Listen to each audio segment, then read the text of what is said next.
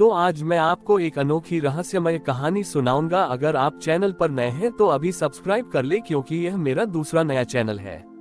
तथा कहानी पूरा देखे, अंत में एक अनोखा रहस्य छुपा है। धन्यवाद। तो सुनिए। नंदनवन में हर साल की तरह इस साल भी जन्माष्टमी की तैयारियां जोरों पर थीं। ग्वाले ग्वाले ने और पूरा वह कृष्ण के जन्मदिन को मनाने के लिए उत्साहित था। लेकिन इस बार एक नई तरह की परेशानी थी। गांव के सबसे पुराने और ज्ञानी पुजारी पंडित वासुदेव बहुत चिंतित थे। उन्होंने गांव वालों को बताया कि इस बार जन्माष्टमी की पूजा में एक बहुत ही खास फूल परम पुष्प का उपयोग होना चाहिए, जो केवल नंदगिरी पर्वत की सबसे ऊंची चोटी पर उगता है। ये फूल इतना दुर्लभ था कि इसे लाना किसी के लिए भी आसान नहीं था। नंदगिरी पर्वत का रास्ता खतरनाक था, जिसमें गहरी खाइयां और जंगली जानवर थे। गांव के सारे युवा हिम्मत हार चुके थे। तभी एक छोटा ग्वाला, जिसका नाम नकुल था, आगे आया। नकुल बहुत दुबला पतला था, लेकिन उसके मन में कृष्ण के लिए गहरी भक्ति थी। उसने पंडित वासुदेव से कहा, पंडित जी, मैं परम पुष्प लाने जाऊंगा। मेरा विश्वास है कि कृष्ण की कृपा से मैं जरूर सफल होऊंगा। सब लोग नकुल पर हंसने लगे। उन्हें लगा कि यह छोटा बच्चा इतने मुश्किल काम को कैसे कर पाएगा। लेकिन नकुल ने किसी की बात पर ध्यान नहीं दिया। उसने अपनी लाठी उठाए और नंदगिरी पर्वत की ओर चल पड़ा। रास्ते में उसे कई चुनौतियां मिली। एक गहरी खाई पार करते समय उसका पैर फिसल गया, लेकिन उसने हिम्मत नहीं हारी और एक पेड़ की जड़ पकड़कर खुद को संभाला। आगे बढ़ने पर एक विशाल शेर उसके रास्ते में आ गया। नकुल ने डरने की बजाय आंखें बंद करके मन में कृष्ण का नाम जपा। अचानक शेर शांत हो गया और अपना रास्ता बदल लिया। अंत में वह चोटी पर पहुंचा। वहां उसने देखा कि परम पुष्प एक गहरी दरार के बीच में खिला हुआ था, जहां तक पहुंचना असंभव लग रहा था। नकुल निराश हो गया और रोने लगा। हे कृष्ण, मैंने इतनी मेहनत की, क्या मैं तुम्हें ये फूल नहीं चढ़ा पाऊंगा? उद्धरण चिन्ह। तभी उसे हवा में एक मधुर बांसुरी की धुन सुनाई दी। ये धुन इतनी प्यारी थी कि नकुल के मन का सारा दुख और डर गायब हो गया। उसने देखा कि बांसुरी की धुन के साथ ही एक तेज रोशनी दरार से बाहर आए और परम पुष्प धीरे धीरे हवा में तैरता हुआ नकुल के हाथों में आ गया। नकुल की आंखें खुशी से भर आईं। वह परम पुष्प लेकर खुशी खुशी गांव लौटा। जब उसने पंडित वासुदेव को फूल दिया तो सभी गांव वालों को अपनी गलती का एहसास हुआ। उन्होंने नकुल की भक्ति और साहस की प्रशंसा की। उसी रात जब नकुल ने परम पुष्प कृष्ण की मूर्ति पर चढ़ाया तो पूरी मूर्ति दिव्य प्रकाश से जगमगा उठी। सभी ने महसूस किया कि सच्ची भक्ति और विश्वास से ही असंभव को भी संभव बनाया जा सकता है।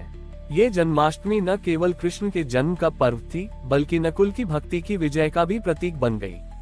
नकुल के द्वारा लाए गए परम पुष्प से कृष्ण की मूर्ति जगमगाने के बाद गांव में एक अद्भुत शांति और खुशी का माहौल छा गया। पंडित वासुदेव ने बताया कि यह परम पुष्प साधारण नहीं, बल्कि स्वयं कृष्ण की भक्ति का प्रतीक है। अगले दिन उन्होंने गांव वालों को एक और रहस्य बताया। उन्होंने कहा, ये कहानी यहीं खत्म नहीं होती। इस परम पुष्प में एक और चमत्कार छिपा है। ये परम पुष्प हमें एक ऐसे स्थान का रास्ता दिखाएगा, जहां कृष्ण ने अपने बचपन में अपनी एक सबसे प्यारी बांसुरी छिपा कर रख बड़ी थी। गांव के लोगों में फिर से उत्सुकता जाग उठी। वे सब जानना चाहते थे कि वह बांसुरी कहाँ है। पंडित जी ने कहा कि जो इस परम पुष्प को सच्चे मन से धारण करेगा, उसे ही वह रास्ता दिखाई देगा। सबने नकुल की तरफ देखा। बिना किसी संकोच के नकुल ने उस परम पुष्प को अपने माथे से लगाया। जैसे ही उसने ऐसा किया, परम पुष्प से एक चमकीली किरण निकली और सीधे नंदगिरी पर्वत की ओर इशारा करने लगी, लेकिन इस बार दिशा थोड़ी अलग थी। नकुल ने तुरंत लाठी उठाए और उस किरण का पीछा करते हुए निकल पड़ा। इस बार उसके साथ गांव के कुछ युवा भी थे, जो पिछले बार की अपनी गलती का पछतावा कर रहे थे और नकुल का साथ देना चाहते थे। रास्ता और भी कठिन था। उन्हें एक घने जंगल से गुजरना पड़ा, जहां पेड़ों की जड़ें रास्ते को अवरुद्ध कर रही थीं और कांटेदार झाड़ियां उनका रास्ता रोक रही थीं। चलते चलते वे एक ऐसी जगह पहुंचे जहां एक विशाल चट्टान थी। किरण वहीं रुक गई। नकुल ने सोचा, बांसुरी इस चट्टान के पीछे ही होनी चाहिए। लेकिन चट्टान इतनी भारी थी कि उसे हिलाना असंभव था। सबने मिलकर जोर लगाया, पर चट्टान टस से मस नहीं हुई। हताश होकर सबने हार मान ली। लेकिन नकुल को याद आया कि कृष्ण ने उसे पहले भी रास्ता दिखाया था। उसने आंखें बंद करके फिर से कृष्ण का नाम जपना शुरू किया और प्रार्थना की, हे कृष्ण, क्या आपकी बांसुरी अब भी हमसे दूर रहेगी? उद्धरण चिन्ह। तभी वहां एक बूढ़ा साधु प्रकट हुआ, जिसके चेहरे पर एक दिव्य मुस्कान थी। साधु ने नकुल से कहा, बेटा, ये चट्टान बल से नहीं बल्कि प्रेम से हटेगी। अपनी लाठी से इस पर कृष्ण के मोरपंख का चित्र बनाओ। नकुल ने तुरंत अपनी लाठी से चट्टान पर एक मोरपंख का चित्र बनाया। जैसे ही चित्र पूरा हुआ, एक जोरदार गर्जना, छोटे ओही और वह विशाल चट्टान दो हिस्सों में बंट गई। उसके पीछे एक छोटी सी गुफा थी, जिसके अंदर बांसुरी की मधुर ध्वनि गूंज रही थी। गुफा के बीच में एक छोटे से तालाब के किनारे एक चमचमाती हुई बांसुरी रखी थी। नकुल ने उसे उठाया और जब उसने पहली बार उसे बजाया तो उसकी धुन पूरे नंदनवन में फैल गई।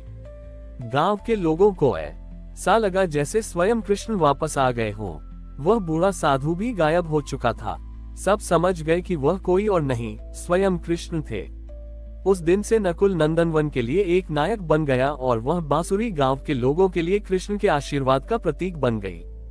हर जन्माष्टमी पर उस बांसुरी को बजाकर ही उत्सव की शुरुआत होती थी, जो ये याद दिलाती थी कि विश्वास और प्रेम से हर मुश्किल को पार किया जा सकता है। नकुल द्वारा लाई गई दिव्य बांसुरी की धुन नंदनवन में अब हर दिन गूंजने लगी थी। उस बांसुरी की मधुरता ने केवल लोगों के मन को शांति नहीं दी, बल्कि गांव में एक अद्भुत बदलाव भी लाया। जहां पहले सूखा और बंजर जमीन थी, वहां उस बांसुरी की धुन के प्रभाव से हरियाली छाने लगी। नदियां फिर से पानी से भर गईं और फसलें लहलहाने लगीं। पूरा गांव नकुल को कृष्ण के आशीर्वाद के रूप में देखने लगा। लेकिन हर कहानी में एक नई चुनौती होती है। एक दिन पास के गांव का एक लालची राजा, जिसका नाम गजेंद्र था, नंदनवन की समृद्धि और दिव्य बांसुरी के बारे में सुनत है। वह सोचता है कि अगर यह बांसुरी उसके पास आ जाए तो वह अपने राज्य को सबसे शक्तिशाली और धनवान बना सकता है। गजेंद्र अपनी सेना के साथ नंदनवन पर हमला कर देता है और बांसुरी को छीनने की कोशिश करता है। गांव के लोग डर जाते हैं।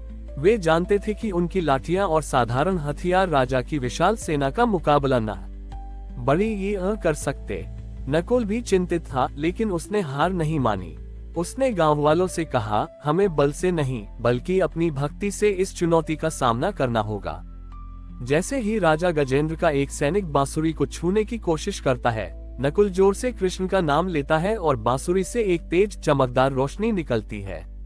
ये रोशनी इतनी शक्तिशाली थी कि जिसने भी उसे छूने की कोशिश की, उसे एक हल्का सा झटका लगा और वह पीछे हट गया। गजेंद्र ने खुद आगे बढ़कर बांसुरी को पकड़ने की कोशिश की, लेकिन रोशनी के साथ ही बांसुरी से एक ऐसी धुन निकली जो उसके कानों में बहुत ही कर्कश और असहनीय लग रही थी। गजेंद्र को लगा जैसे उसके कान फट जाएंगे। वह चिल्लाने लगा और अपने सैनिकों को पीछे हटने का आदेश दिया। धुन इतनी तेज थी कि गजेंद्र और उसकी सेना को नंदनवन से भागना पड़ा। राजा गजेंद्र को यह एहसास हुआ कि यह बांसुरी कोई साधारण वाद्ययंत्र नहीं है, बल्कि यह स्वयं कृष्ण की शक्ति का प्रतीक है, जिसे केवल प्रेम और भक्ति से ही छुआ जा सकता है, लालच से नहीं। इस घटना के बाद नंदनवन की कहानी और भी दूर दूर तक फैल गई। ये केवल एक गांव की कहानी नहीं थी, बल्कि यह सिखाने वाली एक कहानी बन गई कि सच्ची शक्ति धन या सेना में नहीं, बल्कि आस्था और प्रेम में होती है। नकुल ने न केवल गांव को राजा से बचाया, बल्कि यह भी साबित कर दी या कि कृष्ण अपने भक्तों की रक्षा हर मुश्किल घड़ी में करते हैं। नंदनवन के लोगों ने उस दिन से यह प्रण लिया कि वे हमेशा अपनी भक्ति को सबसे ऊपर रखेंगे और कभी भी अपनी आस्था को कमजोर नहीं होने देंगे। हमारी और भी आध्यात्मिक एवं अनोखी कहानियां देखने के लिए हमारे चैनल पर जाएं तथा धार्मिक एवं पौराणिक अनोखी कहानियां हमारे चैनल पर है। कृपया जाके देखें तथा हमारे चैनल को सब्सक्राइब करके रखें और वीडियो लाइक जरूर करें। धन्यवाद।